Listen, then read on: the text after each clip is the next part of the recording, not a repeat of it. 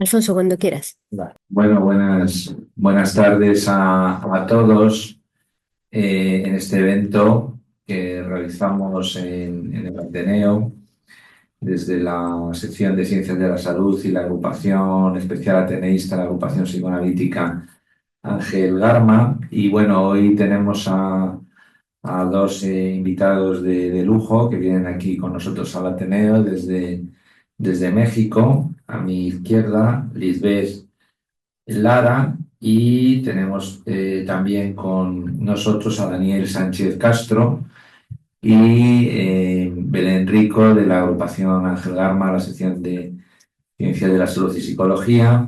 Bienvenidos también a los asistentes por Zoom. Bienvenida también Marian de la sección de Psicología y Ana de Ciencia de la Salud apoyándonos como siempre.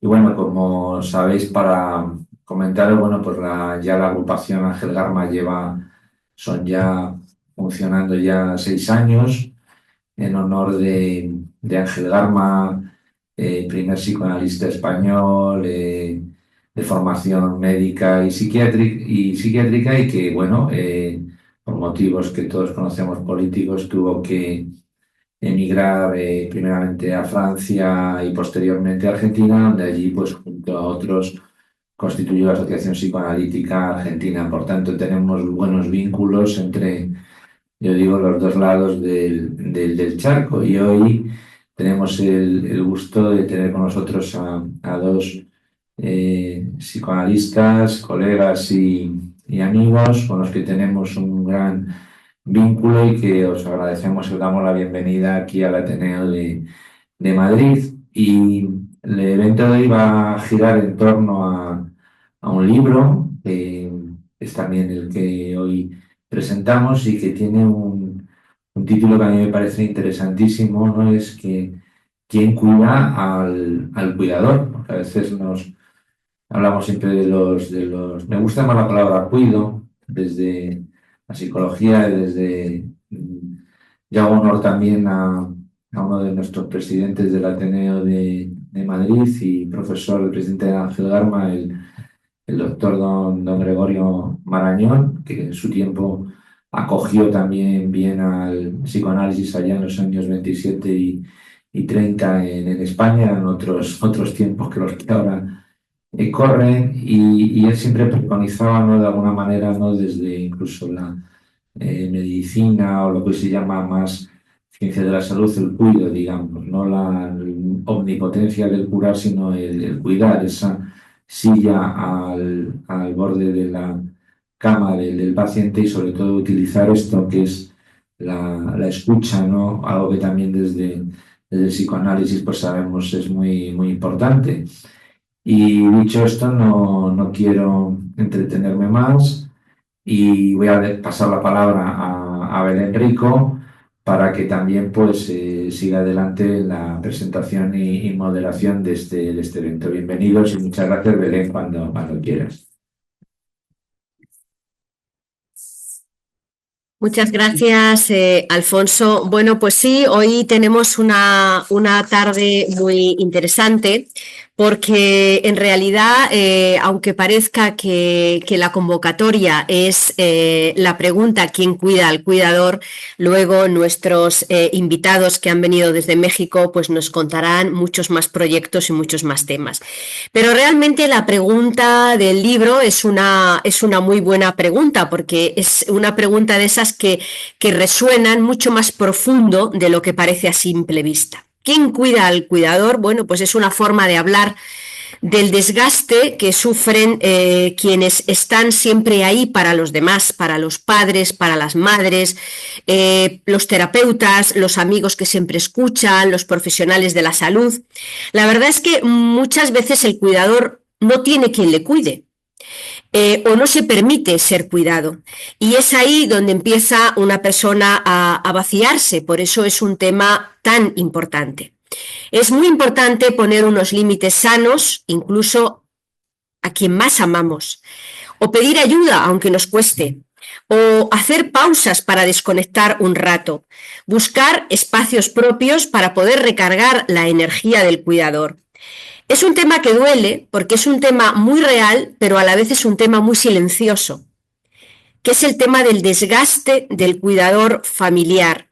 Es uno de esos temas que casi nadie ve, salvo quien lo vive.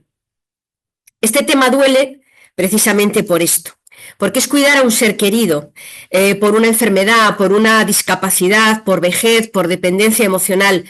Es cierto que es un acto de amor profundo, pero también es una carga muy pesada. Y lo difícil es que muchas veces no se elige del todo, simplemente toca. ¿Qué suele vivir un cuidador familiar? Pues el agotamiento físico, el agotamiento mental, jornadas largas, mal dormir, tensiones constantes.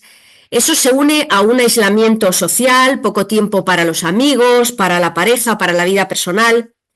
La culpa, el sentir una cierta frustración por necesitar un respiro y por no poder hacerlo todo. Una falta de reconocimiento, o sea, nadie ve todo lo que hace hasta que deja de hacerlo. Esto provoca problemas de salud, nos encontramos en las consultas con ansiedad, con depresión, con dolores crónicos, fatiga. ¿Y por qué no vamos a hablar de los duelos anticipados? Ver cómo una persona querida se deteriora, cambia, se degrada. ¿Y cómo podemos aliviar este desgaste del cuidador? Hay que pedir ayuda. No tiene que hacerlo todo la persona que cuida. Tiene que apoyarse en una red, en amigos, en familiares, buscar apoyo emocional, apoyo psicológico. Hay terapias, hay grupos, hay que tomar descansos, tomar respiros, aunque sea una tarde, un día, eso es absolutamente esencial. Es decir, hay que enseñar a cuidar, hay que aceptar los límites, que uno no es un superhéroe ni tiene por qué serlo.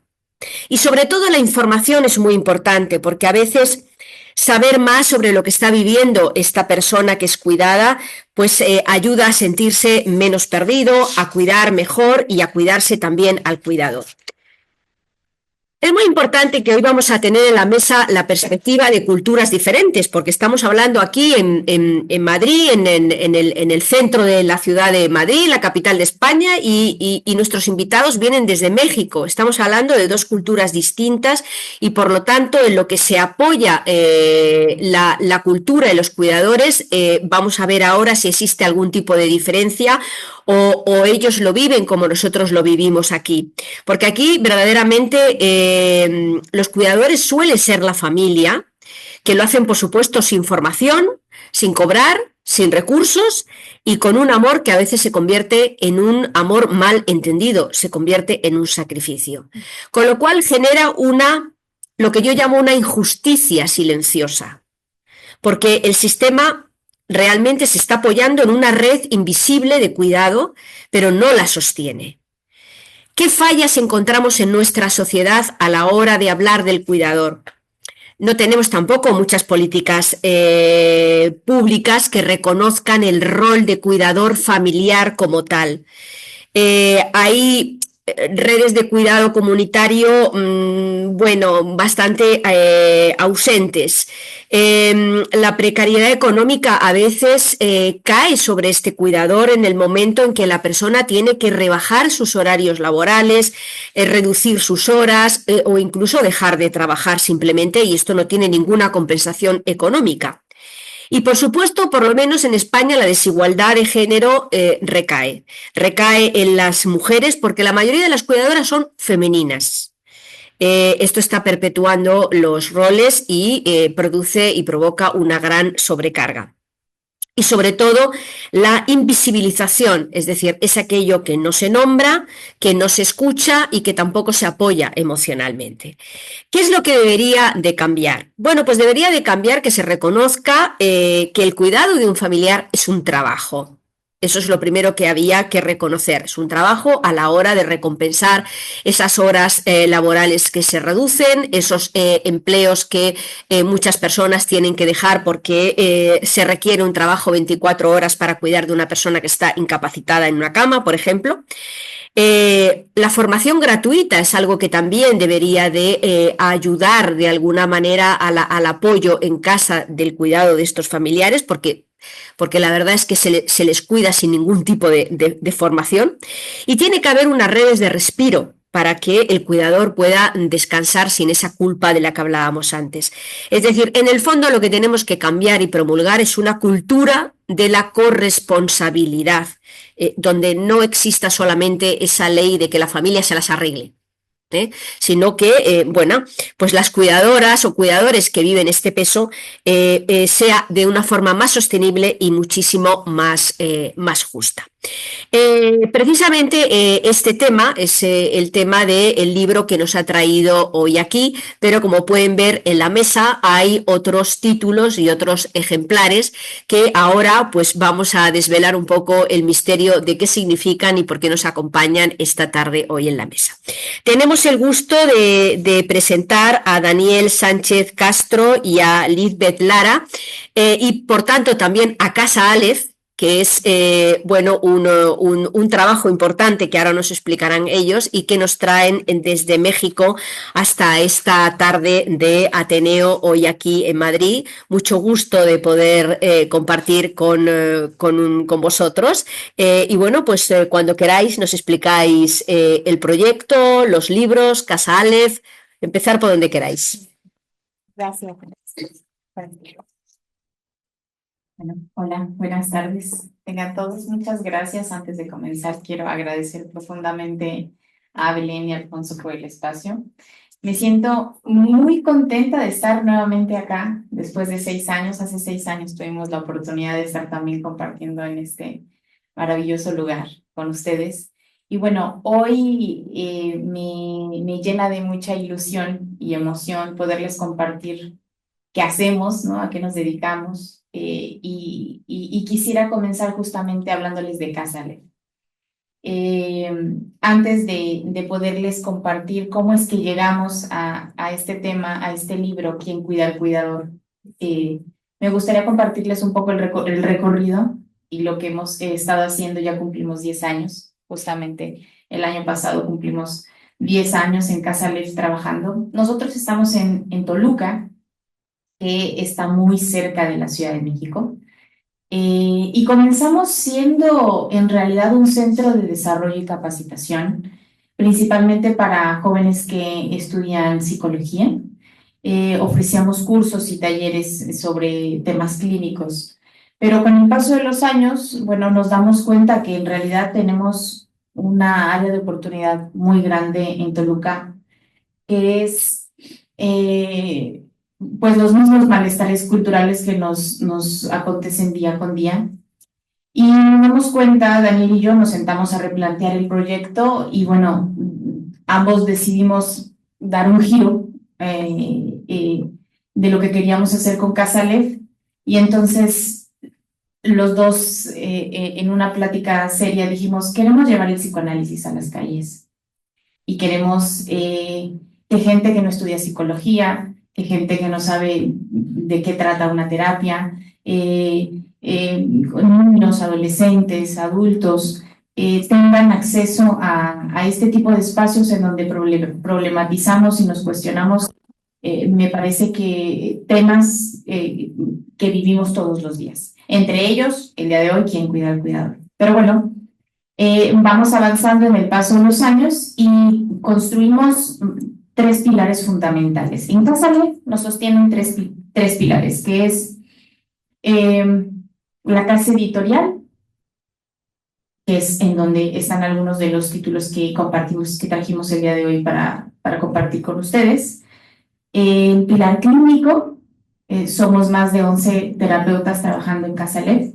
Entre ellos hay psicoanalistas, pero también trabajamos otros enfoques, terapia sistémica, psicodinámico, y está el pilar académico, está Alfa Academia, en donde constantemente estamos abriendo diplomados, talleres, cursos de psicología y psicoanálisis. Ahorita estamos trabajando tanatología, primeros auxilios psicológicos, Entonces, bueno, creo que son los pilares fundamentales de Casa Lev, de esta manera se sostiene el proyecto, pero un objetivo, y me parece que es el principal que nos mantiene a Daniel y a mí hasta el día de hoy acá, es justo poder hablar de psicoanálisis con todos, que sea un lenguaje muy accesible, que sea algo fácil de digerir, que podamos cuestionar al mismo tiempo problemas de la vida cotidiana. Y bueno, eso nos trae el día de hoy con algunos de los libros, que son otros dos, antes de hablarles de quién cuida al cuidador. Me gustaría hablarles de esta colección que comenzó principalmente con este libro. Es 15 cuentos infantiles para padres confundidos. Nosotros acostumbramos, no sé si acá lo llamen de la misma forma, pero en México se llama taller de escuela para padres. Y son espacios que tienen los padres de familia, principalmente en escuelas, para hablar sobre lo que sucede con sus hijos y una serie de consejos o herramientas que se le brinda al padre, el tutor, de cómo poder tratar con el adolescente problemático, de cómo poder hablar de sexualidad con los chicos. Y bueno, a nosotros no nos gusta llamar taller de escuela para padres, porque bueno, no tenemos ni siquiera un libro de instrucciones o de paso uno, paso dos de cómo poder ejercer maternidad o paternidad. Entonces decidimos crear una comunidad que nos hacemos llamar Padres Confundidos. El objetivo es reunirnos y, bueno, hablar cada uno desde nuestras angustias, evidentemente como padres, y poder llegar juntos a diferentes conclusiones. Así es que surge 15 cuentos infantiles para padres confundidos. Les confieso que fue para mí un ejercicio bastante complejo hacer un cuento, porque estamos muy acostumbrados, al menos yo, a hacer un ensayo cuando vamos a hablar a lo mejor de algún concepto psicoanalítico que nos convoca y es más sencillo. Pero sentarme a pensar, ¿qué puedo decirle a un niño? ¿De qué puedo hablarle a un niño que probablemente le angustie, le preocupe y no sabe cómo apalabrar? Y hacerlo en un cuento, pero que también tenga una reflexión, pero que también sea algo que pueda compartir con su padre, ¿no? Porque el libro está muy interesante porque el padre le cuenta al niño, le lee el cuento, ¿no? Entonces, bueno, ese ejercicio para mí, Liz, fue bien complejo. Después, ya que hicimos 15 cuentos infantiles, que aparte es un libro en donde incluimos tecnología, es un libro que tiene realidad aumentada, y justo el objetivo también fue que no perdiéramos, que finalmente ya vivimos en una era completamente tecnológica y a los niños cada vez menos les gustan los libros, ¿no? Ya quieren más el iPad, la tablet, la televisión. Entonces intentamos hacer algo también atractivo para ellos. Ya que sacamos infantiles, dijimos, bueno, siguen adolescentes y publicamos 14 historias inevitables para adolescencia. Cada uno también está muy lindo este libro porque al final también incluimos para todos los jóvenes que nos leen una fotografía de todos nosotros cuando pasamos por esta misma etapa de la vida. Y después de cada historia agregamos un espacio en donde los adolescentes pudieran escribir cómo se sintieron o qué reflexión les dejó cada una de las historias que compartimos. Y con esta misma idea, pensamos en este último, que fue ¿Quién cuida al cuidador?, que es para adultos. A propósito de mucho de lo que escuchamos en la consulta. Pero antes de entrar de lleno al libro ¿Quién cuida al cuidador?, me gustaría que pudieras compartirles también tú un poco más sobre el proyecto. ¿Te parece bien? Sí, Y después entramos de lleno con el libro. con el libro.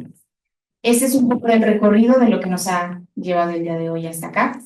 Y también, bueno, ahorita les va a hablar Daniel del último libro que sacamos, es completamente la autoría de Daniel. Pues muchas gracias, buenas tardes a todos.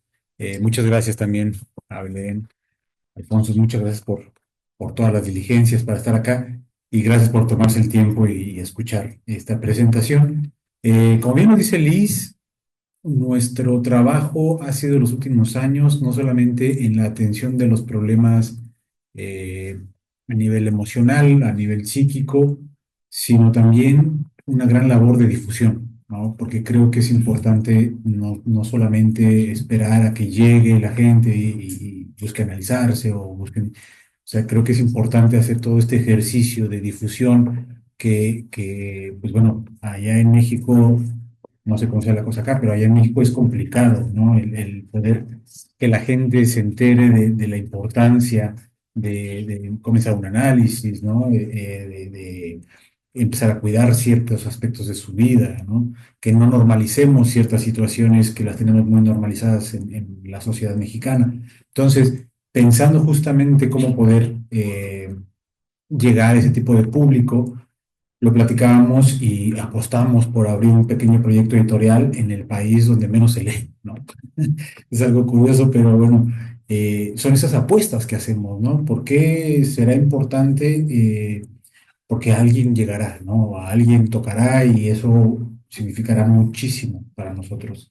Entonces, lo que decidimos es empezar a crear, como bien lo decía Liz, esta ideología de llevar el psicoanálisis a las calles, muy al estilo sartreano, de llevar la filosofía a las calles, nosotros ir y hablar, nosotros nos invitan a estaciones de radio, a programas de televisión, y lo que tratamos de hacer es esa difusión, que la gente se entere de lo que se está haciendo y de la importancia de cuidarse.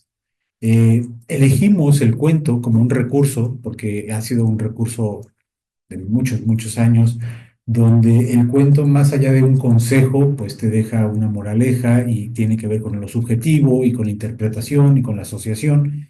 Y es que hemos elegido por eso ese recurso literario, el cuento, que no es cualquier cosa, como lo dice Liz. Crear un cuento implica mucho también de proyectarse, ¿no? De escribirse, de mostrarse.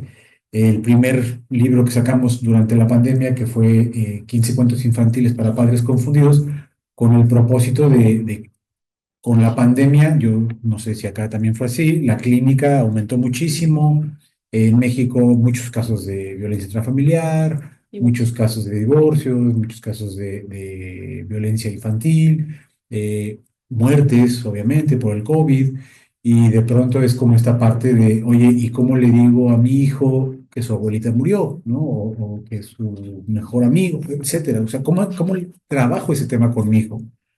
Y nosotros nos damos consejos, ¿no? O sea, no tenemos un manual para poder dar un ABC de cómo hacer las cosas. Es por ello que convocamos a una serie de colegas de diferentes partes, de Argentina, de España, de Costa Rica, de Colombia, de México. Los convocamos a hacer esta aventura de escribir cuentos, ¿no? Eh, el resultado fue muy lindo. Lo hemos presentado ya en varias ferias de libro allá en México y ha tenido muy buena respuesta de cuentos infantiles. Y de ahí, pues bueno, empezar a entender, oye, ¿y no tendrán algo para adolescentes? En aquel libro recuerdo que tú escribes algo sobre familias reconstruidas, porque es algo de lo que pasa muchísimo, ¿no? Yo escribo algo sobre hijos especiales, ¿no? En adolescencia, igual nos piden estos consejos que no damos, ¿no? Y entonces ahí está el libro, ¿no? Está como un pretexto. Está como un pretexto para poder discutir, para que el padre lo pueda leer con los hijos, para que con el adolescente. Y la reflexión que llega al final, eso fue algo que no teníamos contemplado, lo sorprendente que el niño puede asociar y decir, bueno, yo lo que me llevo es esto, lo que yo entendí es esto, y te lo explica. Es muy bonito. Y bueno, ahora con este tercer libro, que es el que venimos a presentar acá, ¿Quién cuida al cuidador? Me parece que esto atraviesa muchísimo diferentes aspectos, ¿no? Tanto desde una cuestión de salud, ¿no? A todos eh, nuestros pacientes que nosotros estuvimos atendiendo durante la pandemia del sector salud, médicos, enfermeras, que bueno, la pregunta de quién los cuida, ¿no? O sea, ¿quién cuida al que cuida? De ahí, pues bueno, también todo aquel familiar que se queda ante el cuidado de alguien más, sea por una discapacidad, por una cuestión de edad, etcétera. La situación aquí nos convoca a todos y en algún momento entendimos que todos nosotros seremos cuidadores o hemos sido cuidadores. Y la pregunta nos retumbó desde el fondo, ¿no? ¿Y quién cuida al cuidador? Esta parte también lo platicábamos, ¿no? En un caso que llega de una persona, una mujer que llega al consultorio y nos dice que llega porque es alérgica a las vacaciones, ¿no? Como que es alérgica a las vacaciones, ¿no? Ella enfermó muy fuerte después de que sus hijos la llevan de vacaciones a Cancún. La situación fue que este viaje lo hace después de haber cuidado 15 años a sus padres. Entonces, en el momento en donde ella toma un respiro y ya no tiene a quién cuidar, se enferma. Y ella dice, es que soy alérgica a las vacaciones. Yo creo que a mí me hacen daño los aviones. O sea, esta idea de no poder cuidarse a sí misma, de convertirse ahora en alguien que tenía que ser cuidada, todo ese tipo de situaciones para nosotros fue un movimiento importante para poder llevar a la reflexión. En este caso, pues bueno, haciendo la invitación también a Belén, en este caso, a que pudiera escribir. Hay un cuento precioso, ¿no? De Belén en el libro, que también nos lleva muchísimo a la reflexión, al análisis, a preguntarse esos lugares del cuidado, cómo poder ocuparlos, cómo saber cuidar sin descuidarse. Y creo que es algo que podría parecer desde lo lógico, desde lo obvio, pero creo que lo que introdujo Belén hace ratito me llama mucho la atención porque sí creo que en un sistema como el familiar se vuelve incluso cuestiones de deudas, ¿no? Cuestiones de deuda, cuestiones de culpa, en caso de que algún hijo elija no quedarse como un cuidador familiar. Eso genera muchos aspectos, ¿no? Entonces, pues bueno, creo que esta trilogía de libros, de cuentos, que es una herramienta que nosotros hemos elegido para poder transmitir, ¿no? Sin la necesidad de volverlo una consejería, sin la necesidad de volverlo un manual, sin la necesidad de volverlo un paso uno, paso dos. Creo que la posibilidad de que cada uno de nosotros pueda encontrar algo de su historia en los cuentos que pueda compartir, eso es lo lindo del trabajo, ¿no? Y bueno, apostar a seguir con los libros físicos que viajan miles de kilómetros hasta acá para poder llegar, porque eso es lo lindo, ¿no? Creo que el libro siempre será una parte importante y bueno, estar acá, presentarlo en el Ateneo para nosotros es muy gratificante porque es como llegar a cierto punto importante dentro del proyecto editorial, ¿no? Que no ha sido un camino sencillo, ¿no? Muchas veces hay muchas barreras, ¿no? En México para poder publicar y bueno, el poder tener un espacio como este me parece increíble. Bueno, yo creo que este libro, Quien cuida al cuidador, el título es justo más una pregunta que el mismo título, ¿no? Que un mismo título, perdón. Creo que esta pregunta comenzó, al menos a mí, a rondarme en la cabeza después de escuchar muchas historias dentro de la clínica, con alumnos, con familiares, con colegas, de la vida misma. Historias de personas que cuidan padres mayores, que cuidan a hijos con necesidades especiales, parejas enfermas de pacientes, usuarios. Y que mientras van cuidando ellos mismos se van apagando. Algo que me impacta cuando me encuentro con una persona que se dedica al cuidado de alguien más es la reacción que tienen cuando uno les pregunta, ¿y tú cómo estás? En su mayoría contestan, a mí nadie me pregunta cómo me siento o cómo estoy yo. Creo que desde ahí es donde nace el espíritu del libro Quien cuida al cuidador, porque me parece que el acto del cuidado es uno de los actos más generosos que existen, pero también es uno de los más invisibilizados. Es un hecho que cuidar agota, cansa, duele, confunde, pero también pareciera que se siente, está prohibido hablar de eso o expresar el cansancio, el hartazgo, el desgaste, el agotamiento.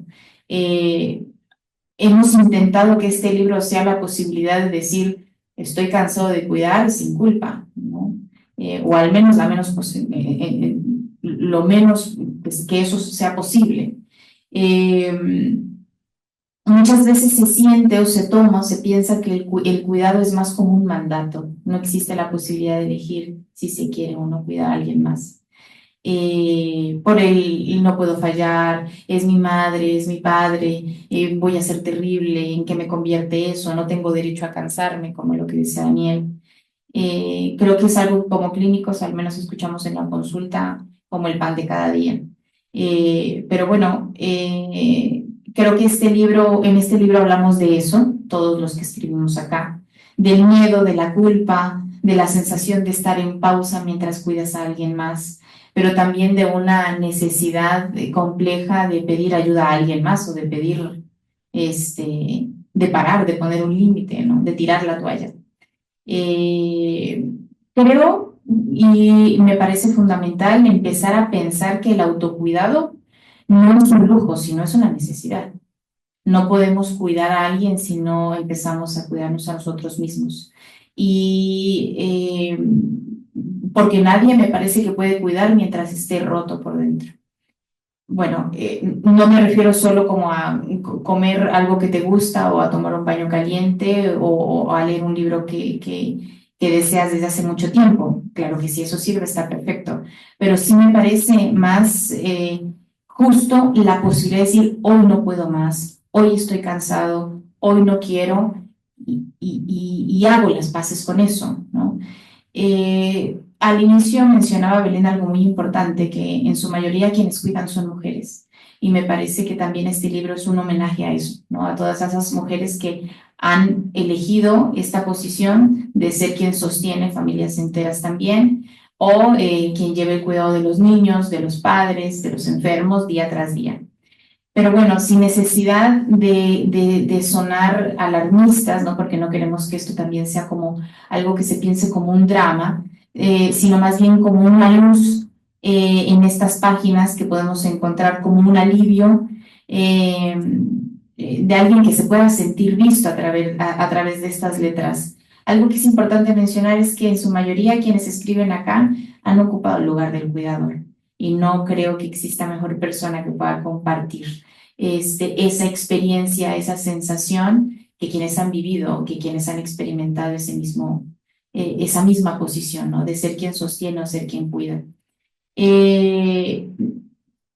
Es un deseo muy grande que este libro sea un encuentro que abra espacios de conversación y de diálogo. Y bueno, esperamos también que podamos empezar a visibilizar a todas estas personas quien en algún momento de su vida o han sido cuidados o han cuidado a alguien más y bueno, empezar a hacer camino de eso. Yo quiero dar las gracias, les agradezco mucho por estar acá, por habernos invitado y pues eso es todo lo que yo quisiera compartirles. No sé si hay algo más. Bueno, pues sí, también como para a ver si te hay unos minutitos, si quieren dialogar un poquito sobre los temas que les hemos expuesto. Eh, pues creo que esta parte de seguir haciendo el trabajo de difusión es algo que a nosotros nos convoca y es como el camino que queremos seguir andando, ¿no? Eh, Creo que eso nos une, ¿no? Nos ha hecho lazo con nuestros amigos aquí en España, la parte de poder llevar, darle voz a esos lugares donde siempre se ha dado silencio, ¿no? Entonces, en este caso, los cuidadores, como bien lo decíamos, pues donde hay silencio, donde hay culpa, donde hay dolor, donde no hay preguntas del cómo estás, pues bueno, que haya una posibilidad de un puente, de un espacio donde entonces este libro lo presentamos la primera vez en un centro de rehabilitación allá en México, en un teletón, con papás de niños con problemas pues, severos, ¿no? Con discapacidades agudas. Y tuvo un muy buen recibimiento porque justamente es esta parte donde es que a mí nunca me habían preguntado cómo me siento, ¿no? Y es que yo no había tenido un espacio para poder decir estoy cansada, ¿no? Porque entonces me ven como una mala madre o porque me ven como un bicho raro, ¿no? Entonces, creo que nuestra labor al hacer esta difusión es darles ese espacio para que puedan tener esa visibilidad, esa voz, esa opinión, ese espacio seguro para decir estoy cansado, mañana sigo, pero hoy estoy cansado, ¿no? Y darle un lugar al cansancio también, al agotamiento. Y bueno, pues me encantaría si hay posibilidad de que dialoguemos, pues por supuesto, claro, con gusto. Sí, por favor. Sí, ¿me oye? Sí, sí. Ah, bueno. Bueno, pues en primer lugar, daros la enhorabuena, porque habéis hecho una presentación como si la sala estuviera llena. Y no todo el mundo puede hacerlo. Es decir, que habéis tenido un coraje de presentar el libro con los contenidos que queréis y sin mirar las sillas y nada, porque soy psicólogo, ¿no? Y ya, yo la pregunta que quiero hacer, yo soy cuidador, pero soy cuidador familiar. Entonces, la relación entre el cuidador con una persona ya gravemente enferma, la relación entre el cuidador y al que cuidas, en mi caso es una relación familiar de hermano mayor, le vas viendo el deterioro, es normal en un momento pensar que es preferible que se muera a seguir viéndole sufrir. Claro. Sí. ¿Cómo lo veis vosotros? Eso es una reflexión que yo a veces tengo, ¿no? Sí. Y relacionado con eso también, el duelo se tiene previo y el posterior también, cuando el hecho ocurra, ¿no? Es decir, pero lo vas viviendo, yo llevo 2 años ya en la situación, entonces a mí nadie me cuida, por eso he venido, me parece el libro que da con una clave fundamental. Y estoy de acuerdo con la pregunta, es quién cuida al cuidador, pero no solamente desde el aspecto institucional, que eso es otra vía, y eso es efectivamente las políticas públicas tendrían que ir más en esa vía de potenciar y de dar cobertura económica a la cantidad de trabajadores y trabajadoras. Pero es en el ámbito familiar de invisibilidad era esa una de las preguntas. Y ya al final, porque me dierais 2 consejos, ya que he venido. Pero en general, ¿no? De cuidado al cuidado. Sí, no claro. en mi caso particular, Sí, sí, sí. sino realmente, porque a veces desfallecemos, está claro, es decir, necesitamos oxigenarnos, ¿no? Pero también hay un aspecto moral Sí, que yo, como de obligación moral, que a mí me da satisfacción. Sí. Es decir, entonces es como esa contradicción. Por una parte, sí, claro. te sientes cada vez más cansado, pero a su vez porque es una obligación moral y voluntaria. A mí nadie me obliga a Por hacerlo, supuesto. ¿no? Pero sí es un aspecto que yo, bueno, la verdad es que me gustaría que lo comentarais porque vosotros habéis escrito un libro y sabéis mucho más de eso. Muchas gracias. Gracias por tu comentario, tu pregunta. ¿Cuál es tu nombre? Antonio. Antonio. Muchas gracias, Antonio. Pues los secretos están en el libro, ¿no? Por supuesto, ¿no? No, yo creo que más bien esta pregunta que haces sí es muy común que pase, ¿sabes? O sea, porque justamente lo que nosotros entendemos, y no lo quiero hablar muy teórico, pero es justamente esa parte muy subjetiva que nosotros conviven las incongruencias, ¿sabes? Esta parte de decir es que me da satisfacción porque siento que estoy ayudando a un ser querido, pero a la vez me siento extremadamente agotado y quisiera que esto terminara, ¿sabes?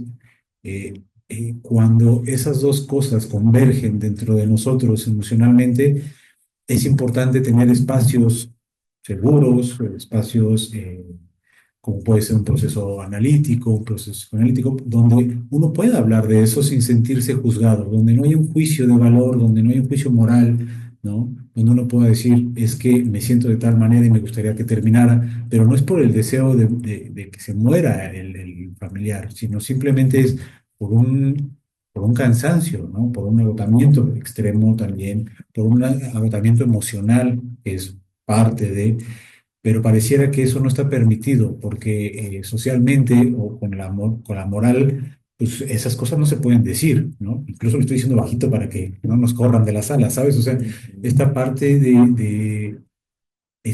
me hiciste recordar ahorita una película que habla un poco el tema, que se llama Un monstruo viene a verme, no sé si ya la viste. Habla un poco de ese tema, ¿no? Donde es un chico que su madre tiene cáncer, ¿no? Cáncer terminal, y bueno, es parte de lo que él va pasando. Si no lo han visto, véanla, la verdad es que es muy buena la película, y creo que es parte de lo que uno vive como cuidador, ¿no? Del sentir del cómo lidiar con esas incongruencias emocionales, afectivas, ¿no? Y cómo poder salir lo menos raspado de esos duelos, porque si tú nos preguntas, oye, ¿cómo le hago para que esto no me afecte? Es imposible, porque está el afecto de por medio. Y en tanto que está el afecto, afecta. Punto. Va a afectar. Pero creo que podemos encontrar espacios para salir lo menos raspado, lo menos dañado, lo menos adolorido de este tipo de situaciones, ¿no? Y entonces que no pase como lo que yo les platicaba, ¿no? Que entonces terminamos siendo nosotros ahora el enfermo que hay que cuidar. Entonces, esa parte es lo que yo quiero contar. Sí. Me parece muy interesante la pregunta que haces porque estamos atravesados por la moral, sin duda, ¿no? Y creo que eso es parte de lo que alimenta también la voz superyoica, ¿no? Esta culpa de soy terrible por pensar que lo mejor sería que se muera. Pero la realidad es que tal vez estaría mejor para todos. Y es fuerte decirlo, pero hay pacientes de mucha gravedad que sufren mucho, que realmente la están pasando mal. Y no solamente me parece que sufre el enfermo, sino también quienes están al lado. Es un sufrimiento claro de todos quienes rodean al enfermo. Claro que muchas veces el sufrimiento justo de los cuidadores es el que menos se ve, ¿no? Es el que menos se considera. Me parece que el pensar o el desear o el anhelar la muerte es normal. Sí, es algo que al menos yo escucho mucho en mi consulta, en la clínica. Es algo que se escucha, que se vive, que se piensa, que se siente.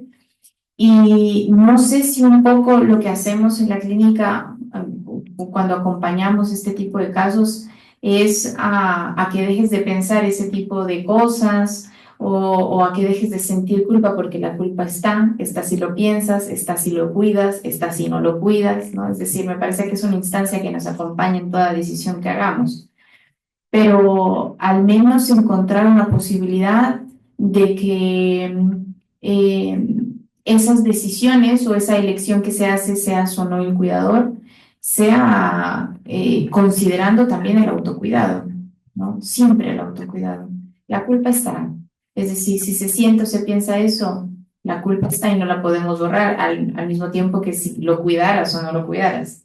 Y otra cosa que decía sobre el duelo, muchos pacientes también cuentan, es que cuando ya, por ejemplo, fallece el familiar, yo siento alivio, ¿no? Porque yo viví el duelo desde antes de que falleciera. Eso también es algo que escuchamos con mucha frecuencia. Me parece que también es real. O sea, me parece que también un duelo se abre desde el momento, y yo, es algo que se me ocurre en este momento, ¿no? Cuando tienes un paciente, un familiar con Alzheimer, por ejemplo, esa madre y ese padre ya no están. O sea, están ahí, pero ya no son ellos. Ya no está esa madre que a lo mejor te mimaba o te cocinaba, que era el refugio y podías ir y podías encontrar cariño y calor ahí. Ya no está esa madre porque esa madre ya no te reconoce, ¿no? Desde ahí ya hay un proceso de duelo, en donde me parece que estás viviendo la pérdida de una madre que ya no existe. Esa madre que tú tenías, esa concepción de madre que tú conocías, con la que tú creciste, con la que tú compartiste, esa madre ya no está. Entonces sí me parece importante identificar que, por supuesto, el duelo puede existir desde antes de que una persona muera, ¿no? Eso es lo que yo le puedo contar. Ana, ¿te querías preguntar? Sí, bueno, muchísimas gracias por las ponencias magníficas. Y quería abundar exactamente sobre el punto que usted acaba de desarrollar. Verá usted, lo voy a abordar la pregunta y a la vez, si me permite, también un mini desarrollo, claro.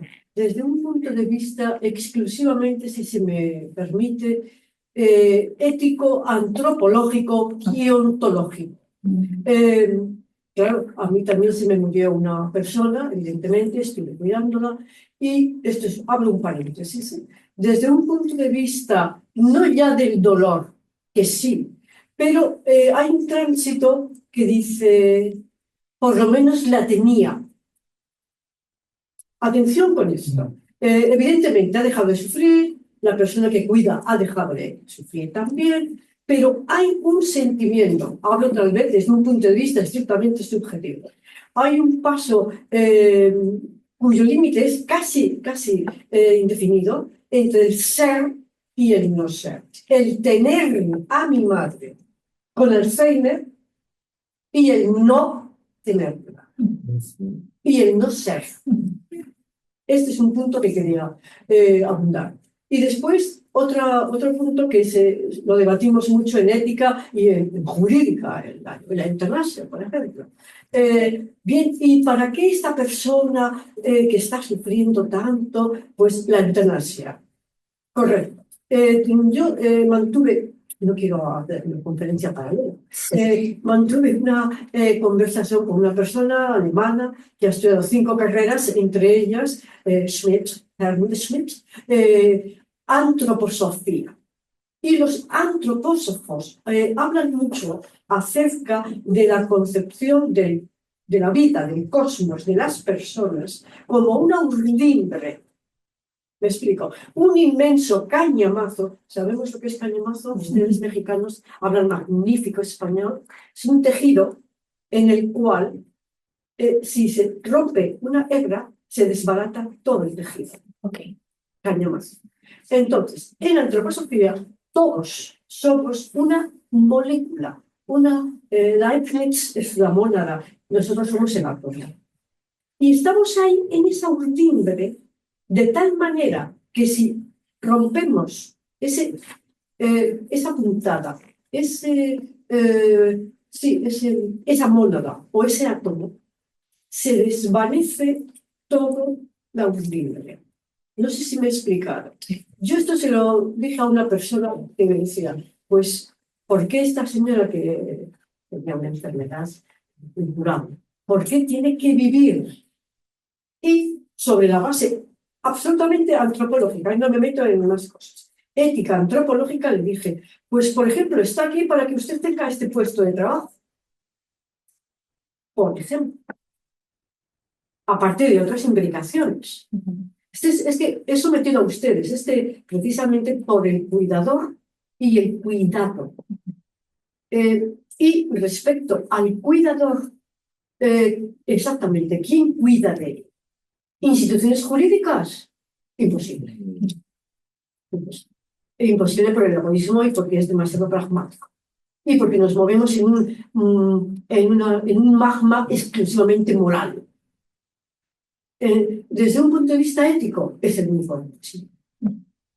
Cuidar al cuidador, no sé si en el libro se exposa esto, desde un punto de vista estrictamente ético. Y digo ético, no digo moral, moralino, ético. De un deber ser, es lo que le someto, acabo de someter, perdón el párrafo que me pido, lo someto a la consideración de ustedes.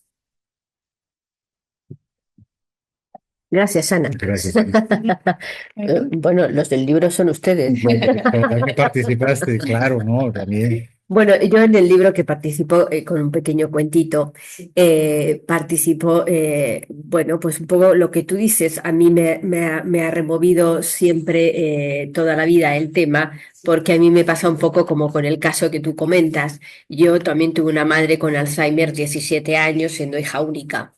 Entonces, claro, es esta sensación de hace muchos años que yo no converso con mi madre, hace muchos años que no celebro un cumpleaños con mi madre, pero mi madre está viva, lo que no se entera de nada. Hace muchos años que pasa el Día de la Madre, pero no lo celebramos porque mi madre no se entera de nada. Y así va pasando un año y otro y otro y otro y otro. Pero el día que muere, pues es verdad que hay falta de duelo, porque ya se vivió. 17 años viviendo el duelo, o sea, Claro, el duelo, la degradación, etcétera. Pero ¿qué pasa? Que estoy de acuerdo contigo en tu pregunta. No la tengo. Ay, Soy huérfana. ay, Y yo antes no era huérfana. exacto. Yo antes tenía un problema o dos, o 1555,3 problemas, pero no era huérfana, Sí. porque estaba. Ahí, justo, el verbo estar ahí. Exacto. Entonces, claro, esa desaparición es un sentimiento curioso. Sí, sí, sí. aunque yo no hablo de eso en el libro porque el cuento es de una pareja donde él está demenciado, y la soledad de la esposa que tiene que vivir con un demenciado y el aislamiento social y familiar, que nadie quiere, bueno, estar con el demenciado, ¿sabes? Bueno, es este aislamiento que se provoca por amar a alguien. Pero es cierto lo que tú dices, es una sensación muy curiosa. Dejo de tener, aunque realmente la subjetividad ha desaparecido hace mucho Sí, tiempo. sí, Y me quedaba, no quiero decir la palabra objeto, ya, ya. pero es ahí es donde se acaba y donde acaba tu estado. Exacto. Porque o bien alguien se hace viudo, o bien alguien pierde el hermano, o bien alguien se queda huérfano, pero cambia el estado. Y eso ya tiene que ver contigo. Y se acabó lo del tema del cuidar, y ya es una cosa que te afecta a ti de todo lo que ha pasado después de un cuidado infructuoso, porque al final, el final es el final, ¿no? Yo también estoy de acuerdo con ese planteamiento, a ver qué, no sé qué dice. Yo quisiera compartir algo al respecto. Hay algo que nosotros estudiamos mucho en la clínica, al menos desde el psicoanálisis, se me ocurre ahora, pulsión escópica y pulsión invocante, que tiene que ver con la palabra y con la mirada, como dos instancias que sostienen, pero ahora se me ocurre pensar que el cuerpo también sostiene.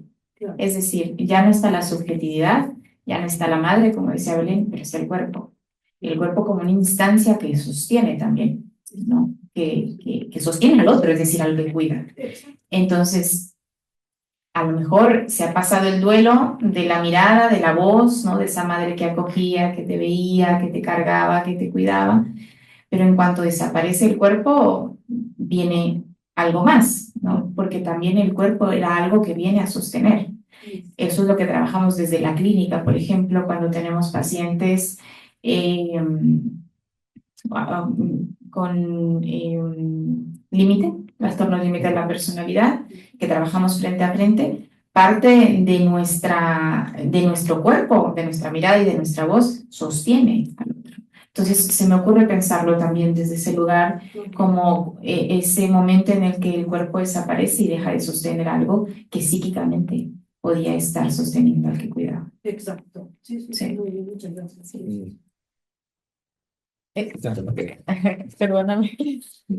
Bueno, yo felicitaros de verdad por el libro, por el encuentro. Y bueno, se me estaban a raíz de lo que estáis comentando algunas cosas y también pues por, digamos, también vivencialmente haber perdido, ¿no? a mis padres, ¿no? Y en algún momento haber tenido que ejercer en algún momento pues cierta acción en el cuidado. Entonces yo me he encontrado con la siguiente circunstancia, porque efectivamente es quién cuida al cuidador, pero también hay aspectos del cuidado psíquico al cuidador, pero hay aspectos de lo real. Y me refiero a lo real en qué. Es decir, llega un momento en que la persona tiene, el padre, por ejemplo, en un momento, unos déficits físicos reales que necesitas conocimientos, o sea, un personal, algo de lo social, de lo clínico, no de lo que esté ahí, para que pueda cooperar contigo, porque yo me encontré también, yo mismo en la clínica,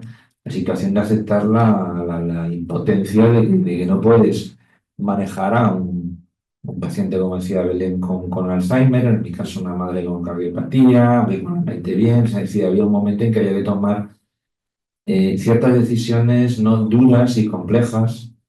Puede ser introducir una persona que te ayude en casa, puede depender de la situación económica o no, el hecho de un padre o una madre en una residencia, es decir, situaciones reales donde tú puedes estar allí con esa persona, sintiendo tus culpas, sintiendo tu cuidado a lo mejor de alguna manera, pero también pudiendo ayudar a esa persona, porque hay veces que lo que sucede, como decía muy nítidamente el señor, me parece una intervención buenísima, es que la propia impotencia tuya te lleva a que desaparezca el otro. O sea, en el fondo es que no hay posibilidades, que se cae en la bañera, es que no le puedes sostener, es que no puedes hacer esto, no puedes hacer lo otro.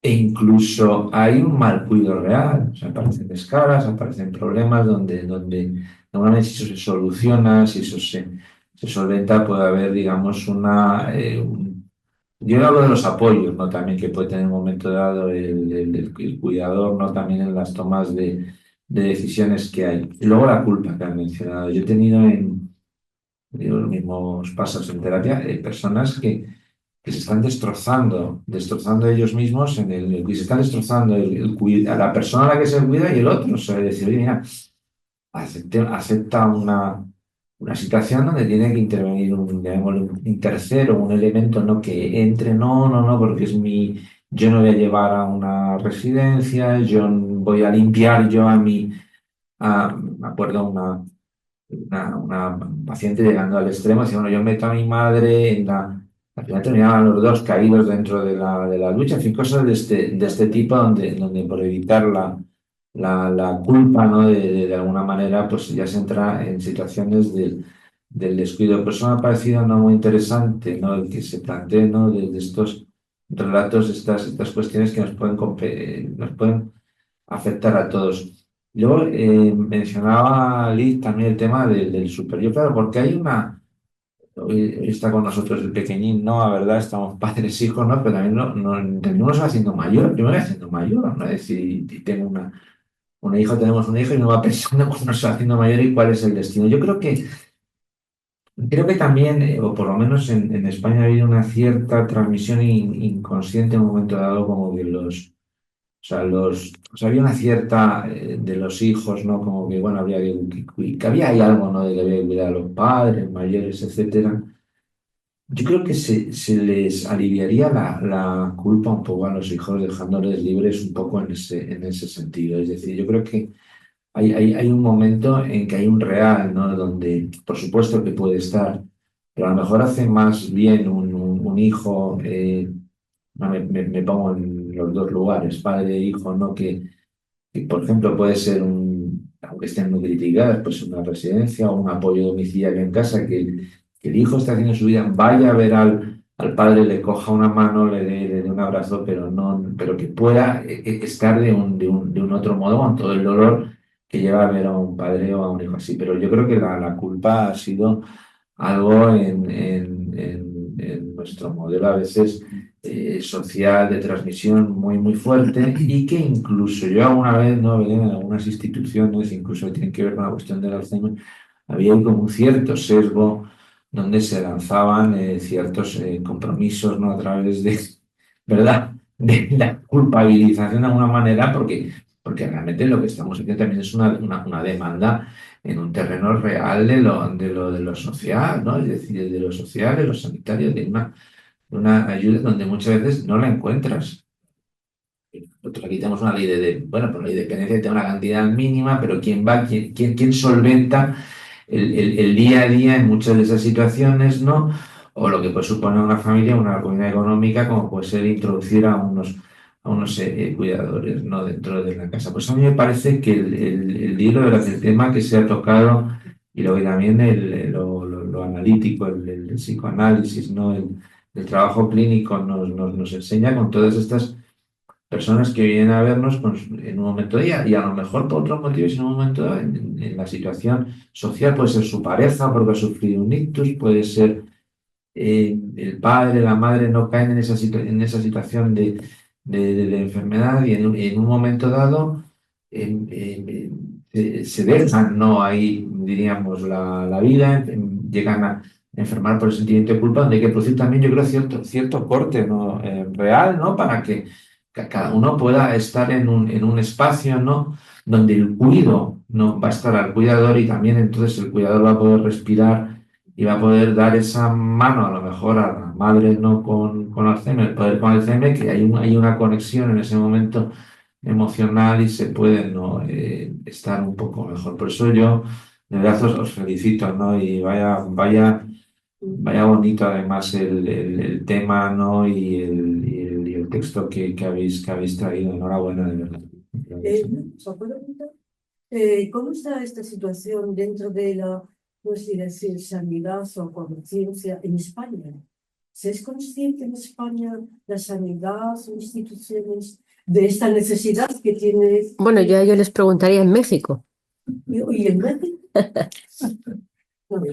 No. Creo que ahorita estamos en un momento en México, se está pasando por una situación en donde la pirámide poblacional se está invirtiendo. O sea, Como estamos aquí, ¿no? como aquí, yo creo que hace unos 15, 20 años, ¿no?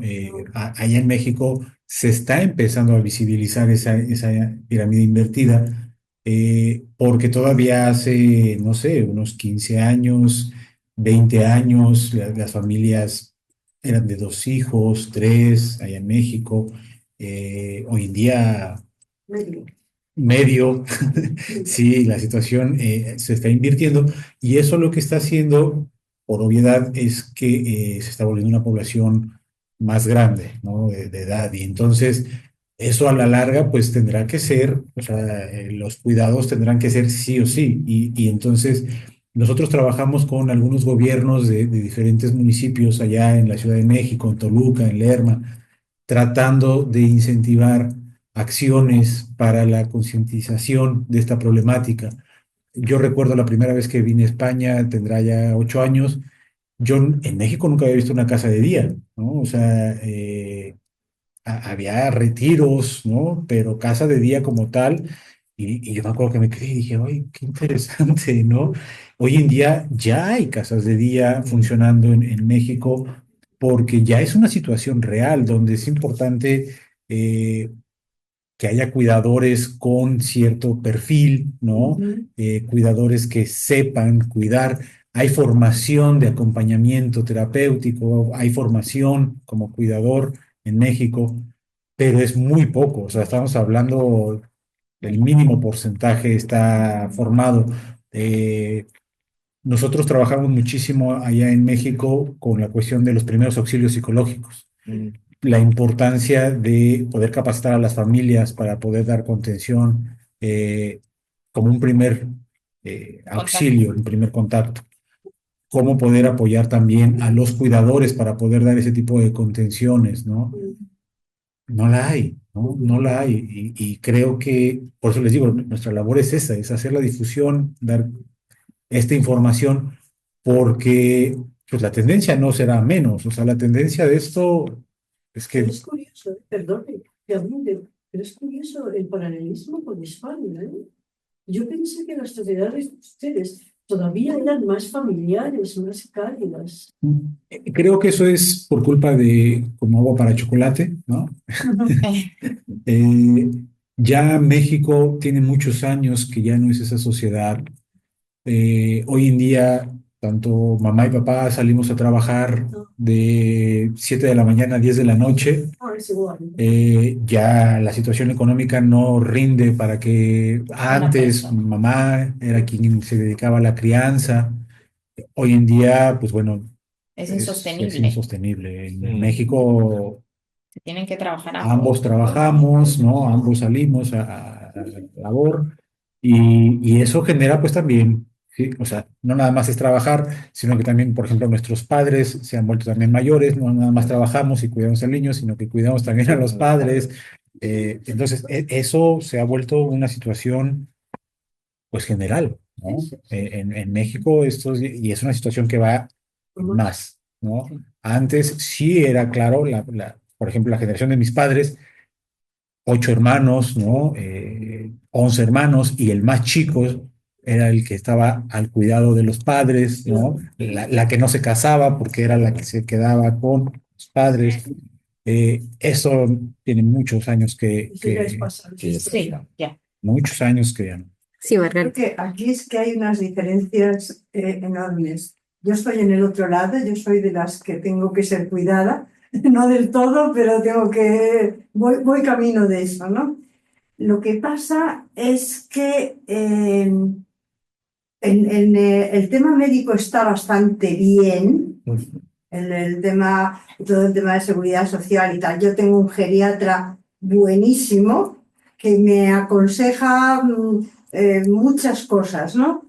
Y además yo vivo en un barrio de élite, quiere decir que es facilísimo encontrar cuidadores y tal. Lo que pasa es que, claro, a mí me sorprendió el nombre, ¿quién cuida al cuidador? a mí me parece que yo vivo con mi hermana, que es mucho mayor que yo y es completamente dependiente, ¿no? Entonces, es que hay poca preparación para los cuidadores, para los cuidadores profesionales. Quizás sí que yo me voy a llevar el libro porque se lo voy a dar a la cuidadora de mi hermana, porque realmente es que es tan importante y hay tantas diferencias en las personas. Sí. Porque claro, no solo se necesita yo creo que entusiasmo. O sea, se necesita que la persona mayor tenga ganas, aunque esté mal de movimiento y demás, y que la cuidadora, por ejemplo, es mucho más fácil cuidar a una persona que no coordina bien, porque no exige ni pide, que a alguien que protesta, oye, no me frotes así porque me está haciendo daño. Sí, es verdad. Y además, sí, es mucho más, es mucho más fácil. Entonces, me parece que es oportunísimo el libro vuestro, desde luego, el saber cómo tiene que actuar el cuidador. Sí. Yo sé el psicoanalista que tenemos que hacer, Sí. pero que no es eso, Sí. que es un cuidado más casi de cómo se cuida a un bebé, Sí. pero es mucho más agradable cuidar a un bebé que a un anciano. Claro. Que los ancianos somos mucho más pesados. Es verdad. Sí, es que además he tenido siempre un carácter buenísimo y ahora no tengo buen carácter. Y me lo noto, me lo noto, no tengo un buen carácter por mis propias, porque ando despacio, y eso que no me duele nada todavía. Pero ando despacio bueno, lo que pasa es que sí que tengo entusiasmo y eso es muy difícil. Y creo que esto nos convoca, perdón, a incluso empezar a prepararnos para poder ser cuidados, También, Sí. también. porque creo que es otro tema, ¿sabes? Porque creo que la omnipotencia de pensamiento de decir yo siempre voy a ser cuidador Claro. no nos permite Pensar en el otro lado. la sinceridad de saber que seremos cuidados Claro. y somos muy malos pacientes. Y somos muy malos cuidados, ¿sabes? O sea, yo lo noto, ¿no? Como cuando yo me enfermo y ella me quiere mimar y no, yo puedo. Y, o sea, somos muy malos pacientes y ahora llegará el momento que tendremos que estar al cuidado de alguien, ¿no?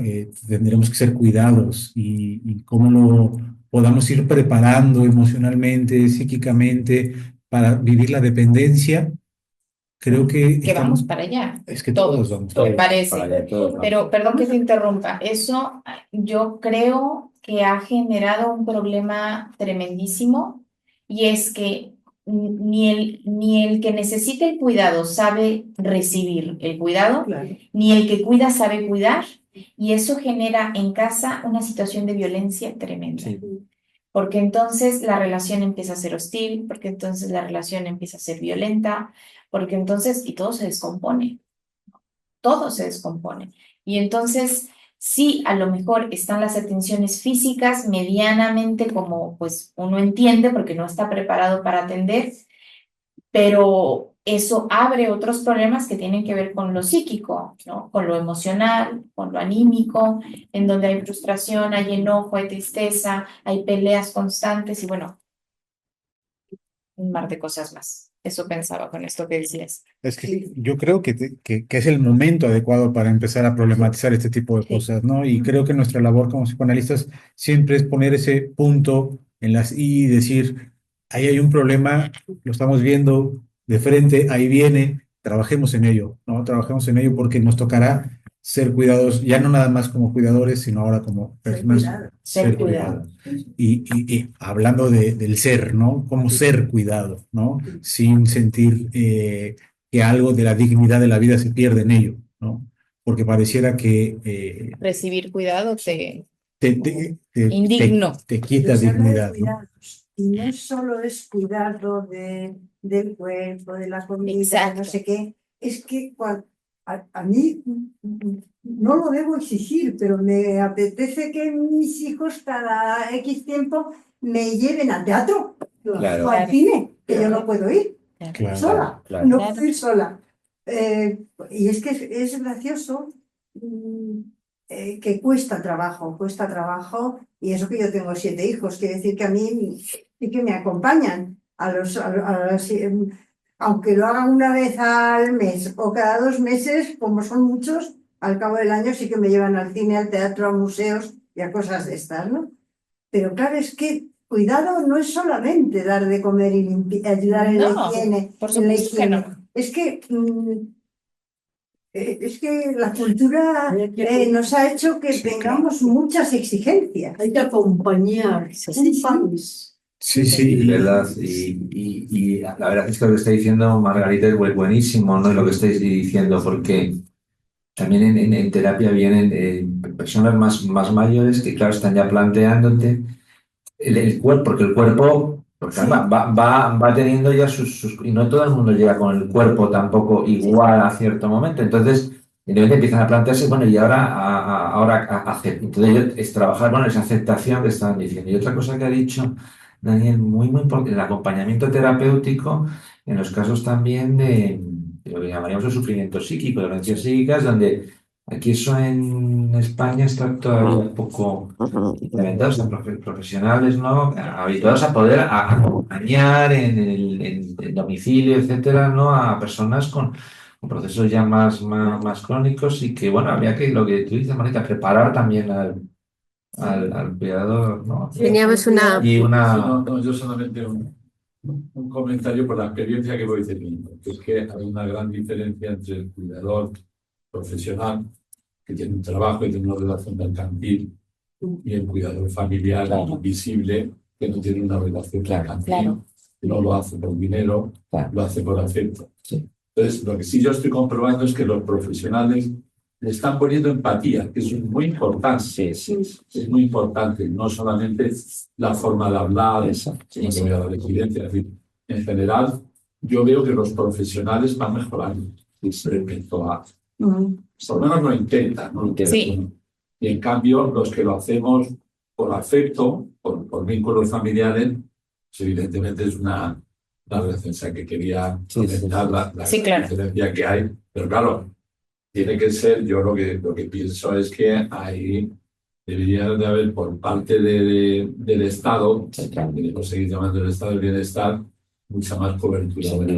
Claro. Eso Y conocimiento, ¿no? fundamental. Sí. Claro. Y ahora, si quieres que toque un punto más doloroso, creo que si nos convoca este tipo de situaciones, es porque hemos decidido no apuntar a la hipermedicación, Bueno, ¿sabes?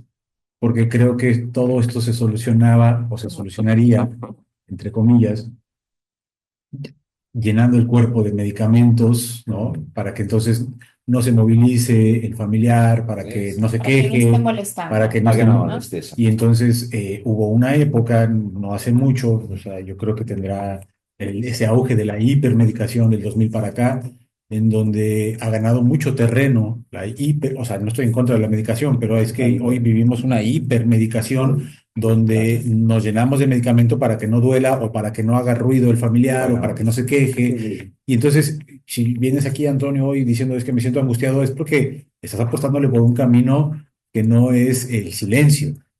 Y eso me parece muy lindo, ¿sabes? Complicado, por supuesto. La otra no te estoy diciendo que no sea complicada, la hipermedicación, ¿no? Pero creo que el hacerse acompañar, el aprender a acompañar, el aprender a escuchar el dolor de un ser querido, ¿no? O sea, sin acallarlo porque pues, el medicamento está para que no se mueva, para que no diga, para que no hable, para que... O sea, el Estado te lo puede dar, pero regresamos al punto. ¿Y quién está ahí? ¿No? ¿Quién está ahí si lo lleno de medicamento, no? En México lo vemos mucho, por ejemplo, con las infancias especiales, ¿no? Niños con autismo, ¿no? Niños hiperclasificados con TDA, y entonces hay una hipermedicación en México, no sé cómo está la cosa acá, pero allá en México hasta en las escuelas ya te diagnostican. Pero hay padres de familia que quieren que los diagnostiques teniendo 2 años. Y tú dices, Eh, tiene 2 años. ¿Para qué? Recién está empezando a ser un bebé. Pero Aquí es igual. puedo hacer un apunte un poco heterodoxo. Por favor. Esas son las multinacionales farmacéuticas. Por supuesto. Y Es un gran negocio. Pero no se va a detener, ¿sabes? O sea, La hiperactividad de los niños, patatín, patatán. Se lo digo porque, por ejemplo, en las prisiones, yo he dado conferencias en prisiones, las multinacionales están metidas ahí. claro. Sí. Y a mí me decían, dice, mire usted, el psiquiatra, la medicación está metida en el jardín de infantes, en el colegio, en las prisiones, en los juzgados, en las familias. Son las multinacionales farmacéuticas. Sí. Sí, y no es algo que se vaya a detener, pero creo que es importante que haya un discurso de resistencia a ello. Sí. Y bueno, estar acá, reunirnos, tomarnos un tiempo para eso, es un discurso de oposición ante ellos, ¿no? Claro. Y bueno, pues creo que eso lo vuelve lindo el conversatorio, vuelve linda la presentación, porque más que, lo dijimos desde el principio, más allá de darles soluciones, ¿no?, fáciles como podría ser el medicamento, es convocarlos a que nos cuestionemos el día de hoy. Un niño de 7 años que sufre o que se quiere suicidar. ¿Qué es eso? Bueno, yo creo que esta tarde, esta tarde que la vamos a ir cerrando ya, no por gusto, porque creo que los que hemos asistido aquí hemos estado muy a gusto hablando sobre este tema. Creo que es una de las pocas veces donde se ha visto una conexión público-ponentes, donde se ha desarrollado estar a gusto esta tarde, porque se nos ha pasado el tiempo volando. Creo que también cuando estamos hablando de dignidad. Y yo creo que la dignidad está aquí, la dignidad del individuo que necesita en un momento tener unas necesidades cubiertas y necesita que la tribu le ayude, que la civilización le eche una mano, y también pues la dignidad del que cuida y del que lo da todo, pero lo tiene que dar dignamente. Es decir, no es cuestión de que vivamos la degradación tanto del enfermo como la degradación del cuidador. Es decir, vamos a vivir todos con un poco de dignidad.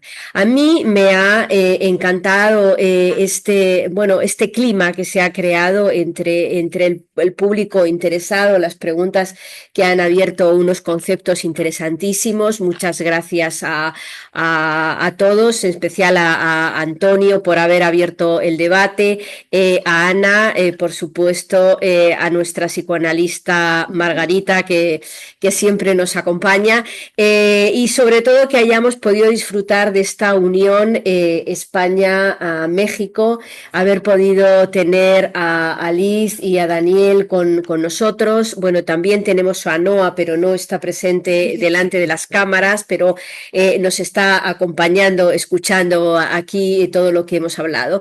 Y deciros que esto es este trabajo que hemos mostrado aquí en la mesa, toda esta línea de libros que nos acompañan y que adornan el inicio de la mesa, se puede adquirir por Amazon, y que, bueno, pues que de alguna manera es el trabajo y el esfuerzo de Casa Aleph, que es el nombre que tiene la editorial, y el trabajo que Liz y Daniel han venido a traer hasta Madrid y que nos ha unido. Ha sido una tarde de Ateneo preciosa, porque el Ateneo le encanta unirse con otros Ateneos, con otros países, y aquí desde el centro de Madrid, en lo que llamamos, este barrio lo llaman el barrio de las letras, pues creo que el barrio de las letras no podía tener mejor letras que estar acompañado por esta colección de libros tan bonita. Y yo personalmente os cedo la palabra a vosotros tres para que luego, bueno, luego cierre Alfonso,